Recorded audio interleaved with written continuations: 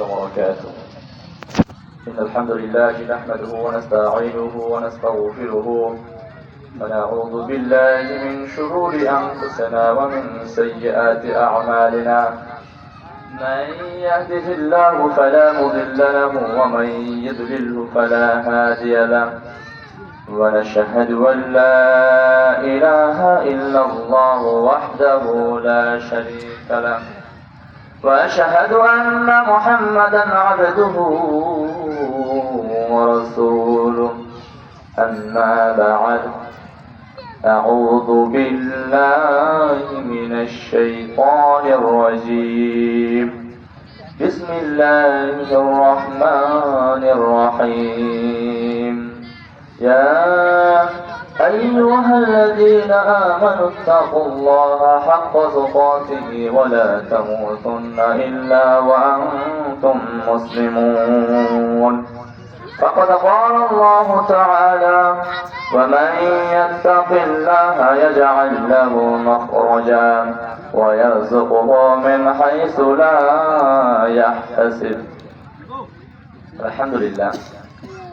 সমস্ত প্রশংসা, সমস্ত তারিফ, সমস্ত গুণকীর্তন সেই মহান রব্বুল আলামিনের প্রতি, জয় মহান রব্বুল আলামিন আমাদেরকে এই মাহফিলে সুশরীরে আসার এবং বসে কিছু কথা শ্রবণ করার এবং আমল করার উদ্দেশ্যে এই মাহফিলে আসার তৌফিক দান করেছেন। আমরা সকলে বলি আলহামদুলিল্লাহ। শুধু তাই নয়, তারপরে তার প্রিয় হাবিব জনাব মুহাম্মদ রাসূলুল্লাহ সাল্লাল্লাহু আলাইহি সাল্লাম যার অক্লান্ত পরিশ্রমের মাধ্যমে আমরা যে আজ এই একটি ধর্ম, একটি দ্বীন পেয়েছি, সেই মহামানবের প্রতি দুরূদ এবং সালাম বর্ষিত আমরা সকলে বলি আল্লাহুম্মা সাল্লি আলাইহি আল্লাহুম্মা বারিক আলাইহি। আজকের আমার সংক্ষিপ্ত সময়ের সংক্ষিপ্ত বিষয় হচ্ছে তাকওয়া। তাকওয়াটা কি? তাকওয়াটা আমরা অনেক শুনেছি আলোচনায় আলেম ওলামাদের মুখে। আসলে তাকওয়াটা কি? তাকওয়াটা হচ্ছে আল্লাহ ভীরু, আল্লাহর ভয়, পরেজগারিতা, সংযমশীলতা, নিজেকে বিরত রাখা ইত্যাদি।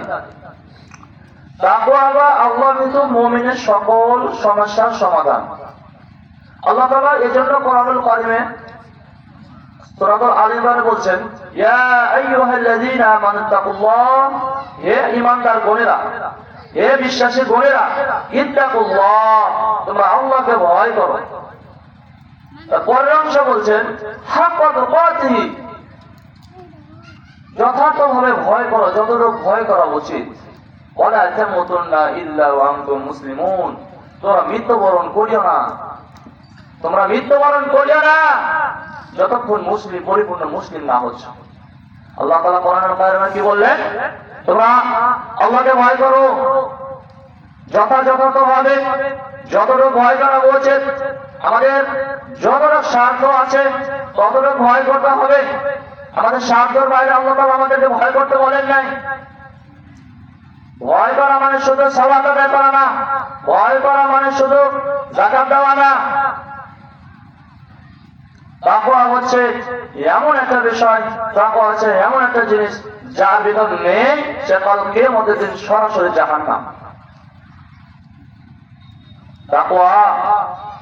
তাকওয়া যার মধ্যে নেই সে কি জাহান্নাম, তাই কি কাল কিয়ামতের দিন জাহান্নামে চলে যাবে। আমি আপনি মানুষের সাথে কিভাবে আচরণ করতে হয়, কিভাবে চলাফেরা করতে হয়, শুধু সালাতে মসজিদে মানুষের সাথে চলাফেরার মাধ্যমে শুধু তাকওয়া না। প্রতিবেশীর সাথে আমি কিভাবে কিরূপ আচরণ করছি, এটাও তাকওয়া। একজন ছোট শিশু বাচ্চা সে রাস্তাতে যাচ্ছে, তার সাথে আমি কিরূপ আচরণ করছি, এটাও তাকওয়া। শুধু তাকওয়া মানে বড়দের সাথে ভালো ব্যবহার করা নয়, ছোটদের সাথেও। ইতিপূর্বে আপনারা শুনেছেন সালাম, গীবত, হিংসা বিষয়গুলো আপনারা সবাই জানি। গীবত মানে কি? এর কথা আমাকে লাগা, ওর কথা আমাকে লাগা। এই বিষয়টা আমাদের সমাজে এত পরিচালিত যে বলার কথা নয়। একটা কথা যেটা আমি আপনি শুনি, আমার ভিতরে কথাটা কি থাকতে চায় না। আল্লাহ রাসূল বলেছেন মান সাতারা মুসলিমান সাতারাহুল্লাহু ফিদ দুনিয়া ওয়াল আখিরাহ।